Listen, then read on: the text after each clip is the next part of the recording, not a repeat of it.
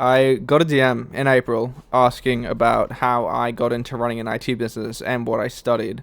I've slightly covered this in an earlier video, but I'm making a proper sit down video today with my webcam and a Yeti orb. I started my IT journey when I was quite young, at around 11, where I pulled apart my family's computer to try to fix it and did nothing but break it. Despite the fact that I did not fix that computer, it definitely piqued my interest that this little green piece of wood could do all of that. At about 12, I started getting into technology and understanding how things work a little bit. It's when I got my first laptop and my iPod Touch. Although I do not recommend unrestricted internet access to a child, it is one of the main reasons I got so interested into technology, because I was introduced to this entirely new world. Fast forward a little, and I started my first in-person coding class at around 13. It was run by the James Cook lecturer at the time, I believe. I eventually dropped that class as it was mostly C-sharp game design, which was not something I was particularly interested in. I eventually entered grade 9 and was privileged enough to go to a school that offered a coding class. I did that class for a few years, and then I eventually graduated. For about a year after graduating, I did certificates and courses and watched YouTube videos to learn everything that I possibly could. A year out of school, I entered my Bachelor of Information Technology, which I did for a year and a half before dropping out and securing an IT job as an IT manager at the Meatworks where I live.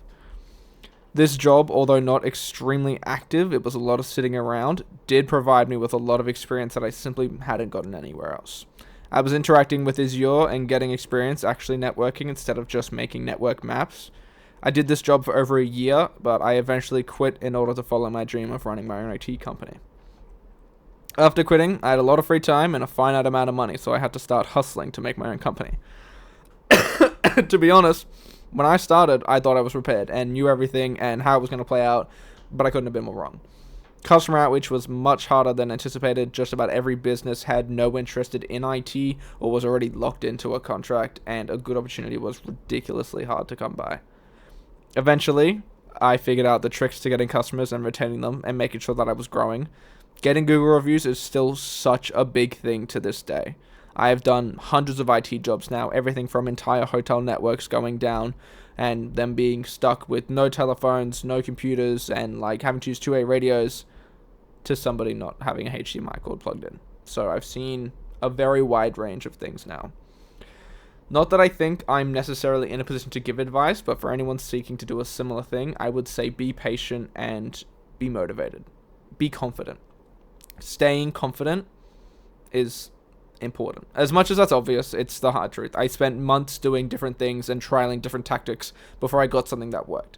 Eventually it all adds up though. All the local Facebook group posts, all the cold calling and the difficult conversation, it adds up.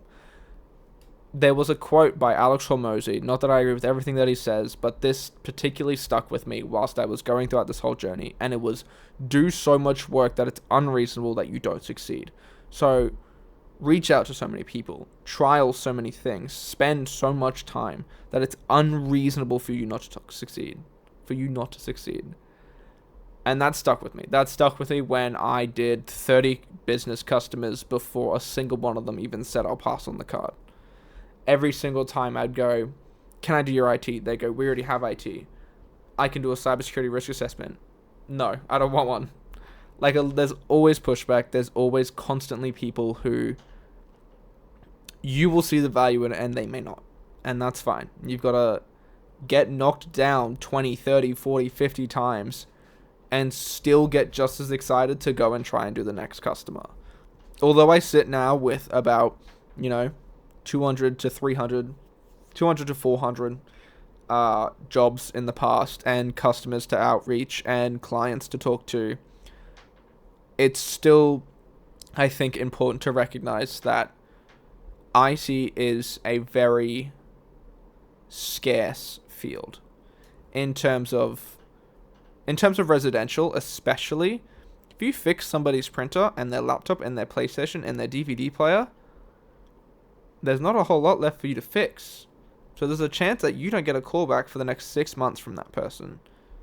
So yeah, you can set up a subscription thing, but you're not going to get any sort of callback. So you can have heaps of customers, but it's important that you set up some sort of system in order to make sure that you're following up and, correcting different things and helping them out with different things. Businesses, it's a bit easier.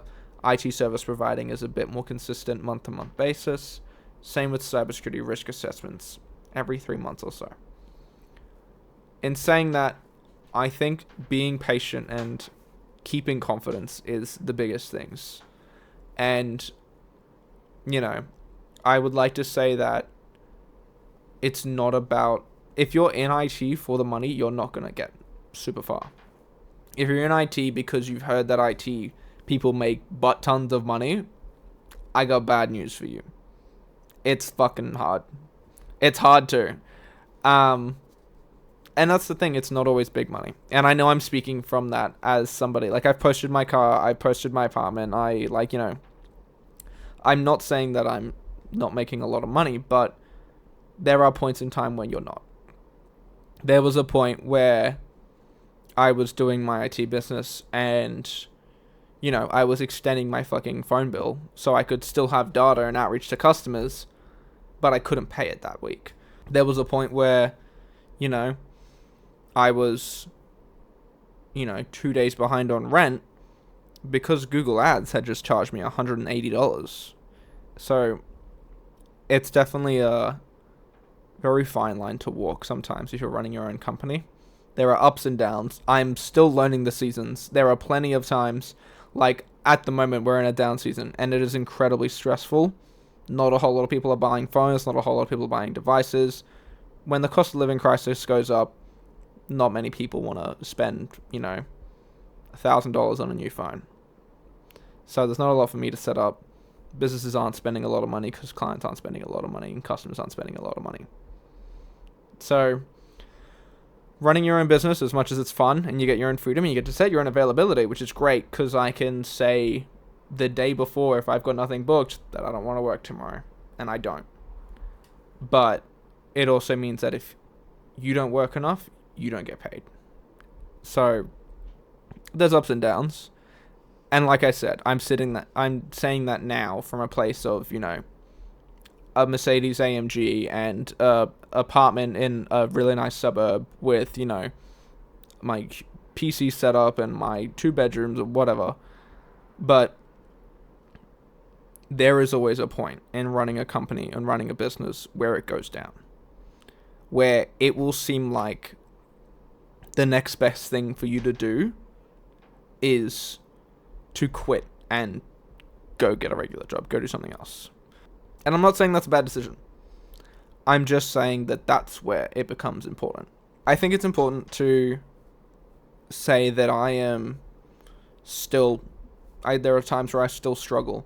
There are times where I still don't get enough customers. But it's really the passion for what I do that keeps me going. And I'm rambling now. But I think I might turn this into a longer sort of video one day where I just have a bit of a ramble. For now, that's everything. All the cuts in this video are me coughing.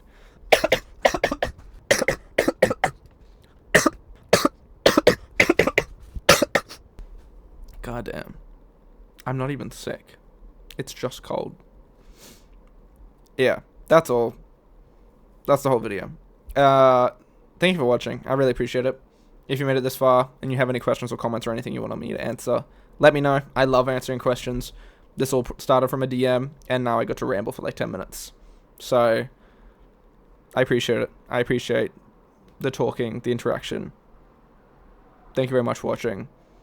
Hopefully, if anybody's got any questions, you feel free to send me a message on TikTok, Instagram, whatever.